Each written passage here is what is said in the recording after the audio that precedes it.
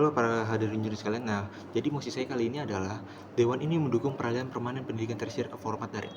Nah, kita harus tahu dulu apa itu pendidikan tersier. Nah, pendidikan tersier itu merujuk pada tentang pendidikan setelah menengah atas, yaitu pendidikan tinggi seperti universitas, institut, politeknik, dan akademisi, baik jenjang diploma, magister, atau S2, dan doktoral atau S3.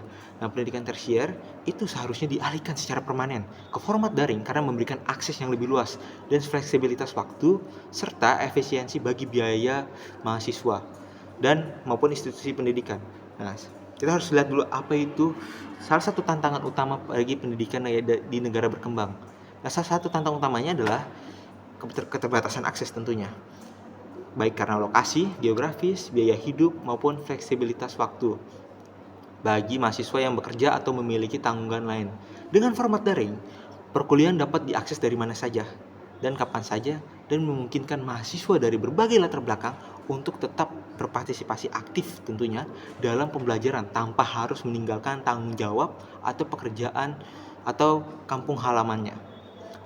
Manfaat bagi para institut atau pengajar adalah perkuliahan daring ini juga memungkinkan penggunaan teknologi yang signifikan dan yang lebih bervariasi, sepertinya contohnya LMS dan sistem penilaian otomatis yang tidak hanya mempermudah administrasi tetapi juga meningkatkan efisiensi operasional.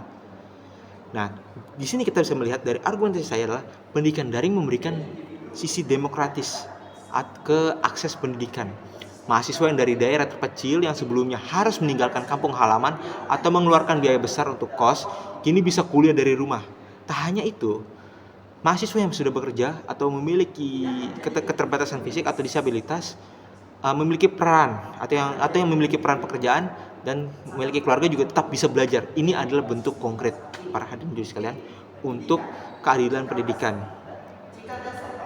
Nah, coba kita lihat contohnya ya. Contohnya adalah menunjukkan bahwa negara yang menerapkan sistem pendidikan tinggi daring itu meningkatkan mahasiswanya.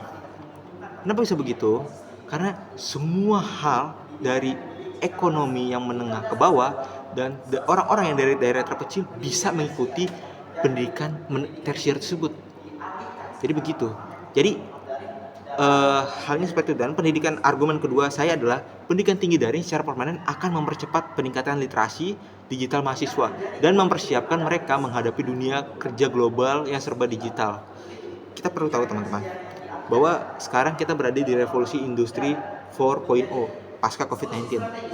Hampir semua sektor kerja mulai dari bisnis, riset, hingga pelayanan publik mengandalkan teknologi digital.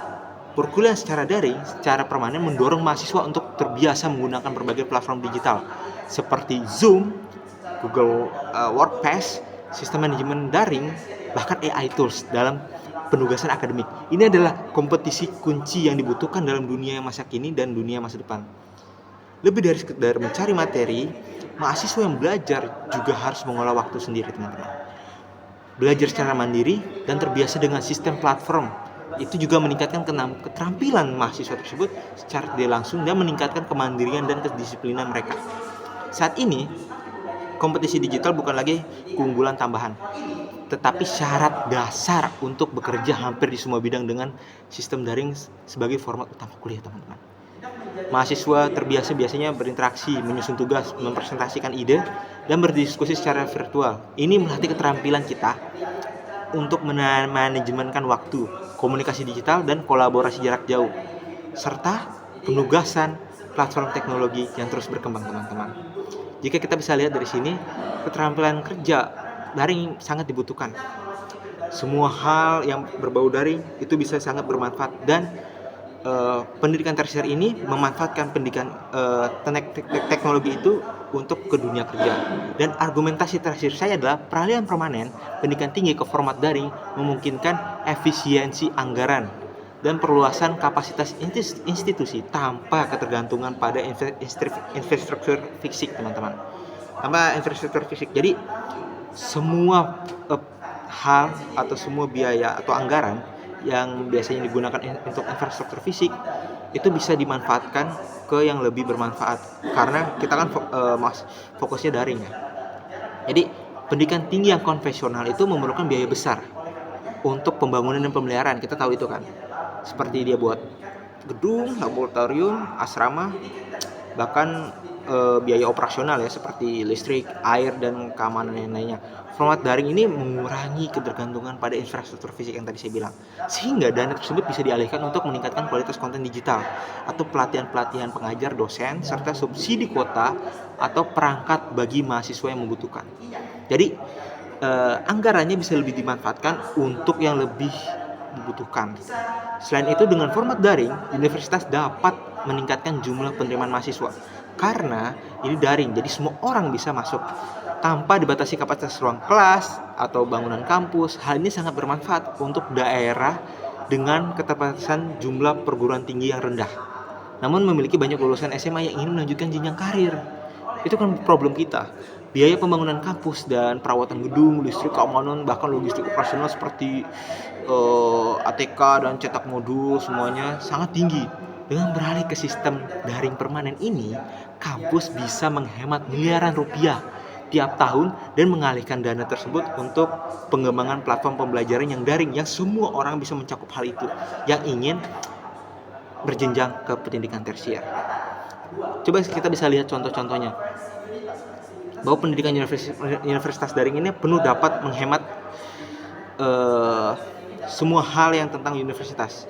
Jadi kita kan bisa melihat di situ melalui 3 argumentasi saya yang telah dipaparkan, jelas bahwa peralihan permanen pendidikan tersier ini ke format daring ini ada langkah strategis dan progresif.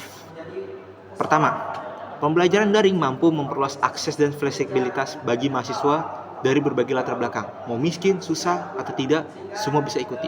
Kedua, format ini juga memperkuat literasi digital dan membekali siswa dengan keterampilan yang relevan di era kerja global yang serba virtual.